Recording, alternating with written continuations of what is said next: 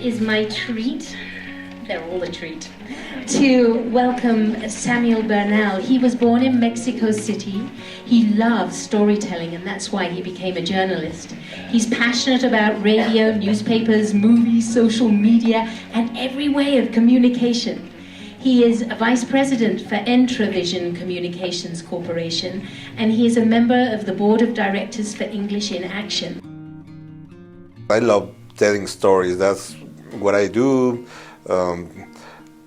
It's always a very exciting moment when you are in front of someone to tell a story or to listen a story. I think that's one of the most beautiful human acts, when you build a bridge between your loneliness and the loneliness of someone else and create communication. And that's what storytelling is about, is to create bridges. This year, he received Colorado Broadcasters Association awards for his new shows and community events, and the Garfield County Humanitarian Service Award for his work with the Anglo and Latino community. Please put your hands together to welcome Samuel Bernal.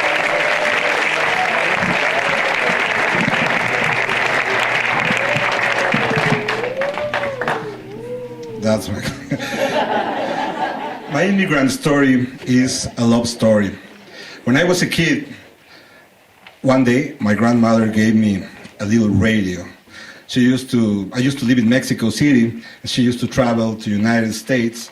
So in one of those trips, she brought me a little radio. Before the free trade agreement and the globalization, when you were living in a third world country, and you will get something from the United States, it was huge. Even if you got a candy, it was an American candy. You know, you will keep the package and you will keep it as a treasure because the national product was very different.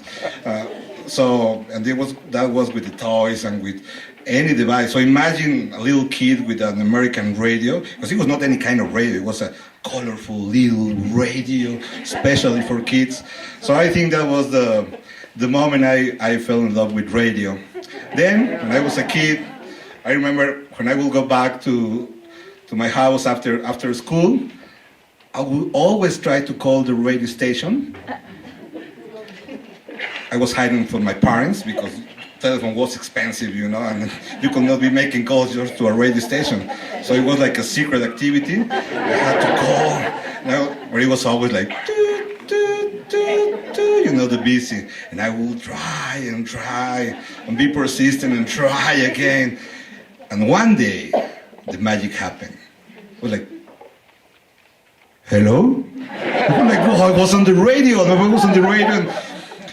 Maybe because I was a very shy kid, to be able to listen to my voice in the radio and think that it was all over Mexico City was an amazing feeling. And I never forgot that. There was always a radio when you were in the car, and when you were in the bus, when you were at home. Your grandma was always listening to that radio while she was cooking, and there was always a radio. And before all the internet, it's still a very effective way to be connected, but before internet it was even more.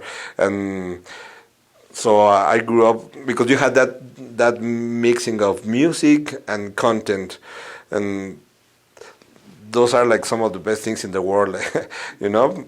And when you put them together, it's like, wow, it was a delicious formula. Then I was a teenager in the 80s, and before the iPods and before the iPhones and before the CDs, we used to have tapes. So when you used to like a girl, you will record a tape with the top 10 romantic songs, you know? Maybe she will fall in love with you listening to that. But I was a radio fan, so when I used to do that, it was not only songs. I had to record something, you know, like, hello, like, I tried to put my voice, and I will write the story, and all this process, like to be inside my room with the lights off, and with this little radio machine and recording that. I could spend the whole night without sleeping and without eating, and it was wonderful. I think no one of the girls actually ever fell in love with me with one of those tapes. I didn't find the love that way, but I found my career. Now when a teenager asks me, like, you know, they're confused, like, what should I study as a career? Well, what should I do with my life? I always tell them, like, find the thing that you can do all the night long without sleeping and eating, and you will pay to do it, because if you do that, it's like you will never work the rest of your life. So I started doing that. Then when I was an adult, I wanted to work for radio. Like 18 years old, I was like, I have to work for radio. I didn't have any experience, so I went to the radio station and I offered that I would work for free. And they accepted. Of course, in Mexico, I was like, come on, you can work for free. And I did it, and you know, I was so passionate about it. They hired me after a month, and it was always that feeling, that secret feeling, like you wanted to find love, you know, like when you work in the radio station, you always have this fantasy that maybe your soulmate will be listening to you. So we're like, aha, you are the one. But it never happened, really. It never happened. But what I found was an offer after years. There was this American corporation that offered me a job, and I didn't think twice. I said, yes, I will go. Will you come here? Of course, I will come. And everything was ready, and we had all the papers, and immigration had said yes. Then you knew it was moment to say goodbye to the people. And that's the moment. I remember I went to my room and I started crying like a baby, even I was 30 years old, and it didn't matter. Like, maybe the older you are, it's even the harder, because you have been more time with your country, with the people you love. And it was like, wow, it was a very hard feeling, especially when you do the math. If you think about the numbers, it becomes a very hard story, because you think, okay, how many times will I be able to come to see the people I love? And that time, for how long I will be with them. And it's like, if you do the math, it might be like you will see your parents for one more month. And that's a very terrible, you know? Even right now it makes me want to.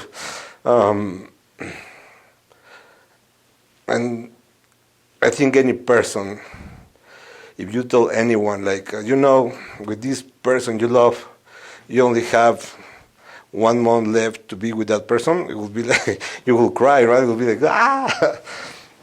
And I think it's part of what we as immigrants live, either because you cross the border in a privileged situation, or if you had to cross the border in a non-privileged situation, it's still hard, because you are leaving people behind, and you know you will not see them as much as you would like. It was hard to leave the family behind, to leave my parents and my friends, everything you have. But you know, it's an opportunity that you cannot refuse. So I took it, and now I've been working here for this company. And we have this radio station in the valley, the noisy one that you are in your range, like 107.1 puros trancazos. That's us. That's the noisy ones. Thank you. Once I was already here, I finally found love. It was not on the cassettes, on the tapes. Now, you know, now it's in podcast and online. But the love of my life was in Mexico. So, you know, it's funny. Now you're in the United States, and she was in Mexico. And when you are an immigrant, you become kind of expert in long-distance relationships, because your country is a long-distance relationship. You have a long-distance relationship with your parents, and why not? A woman too, right? So we start dating, then we start falling in love, and we married. And now she's here tonight, my beautiful wife with my beautiful kids, after a long immigration process. Thank you. It's good to have families together, because you get a better community. So you don't have to think of ways of dividing families, but making them together, because that's how you really make people want to do the best of them, to give the best of them, because everybody knows that the family is the most important reason for doing things right for everybody. I'm very happy here, and I'm very proud about being an immigrant.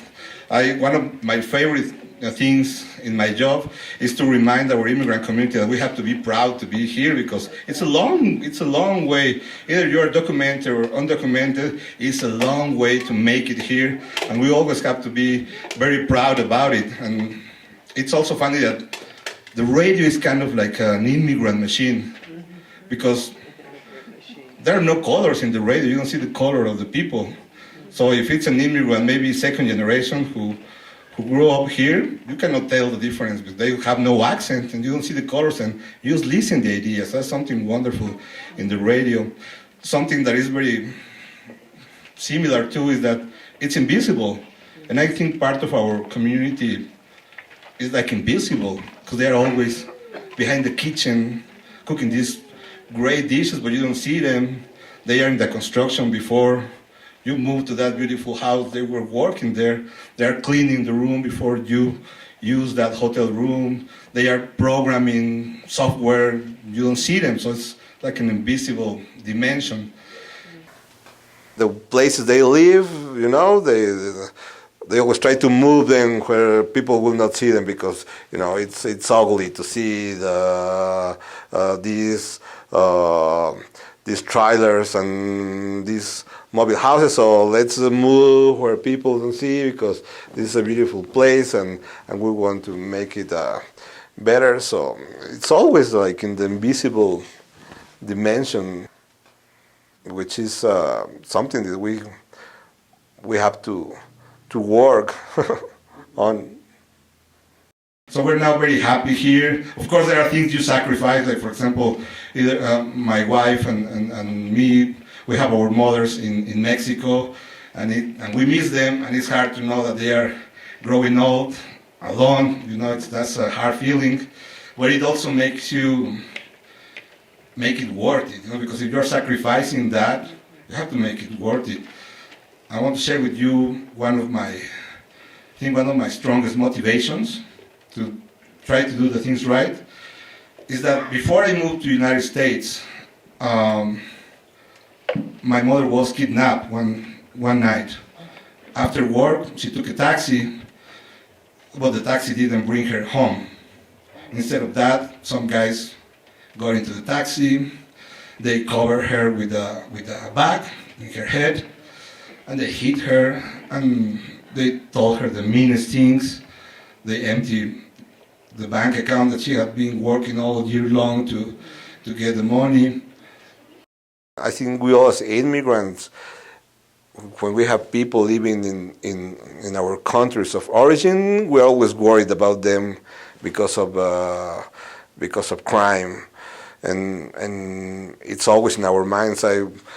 Working on the radio, I get messages or phone calls from listeners who are worried because their family is being threatened in their country, and they are threatened they are going to kidnap a relative because they know they have a relative working in the United States, and that's something that is terrible, and it happens. And I wanted to mention about my mother, because it's something that I honor all the time.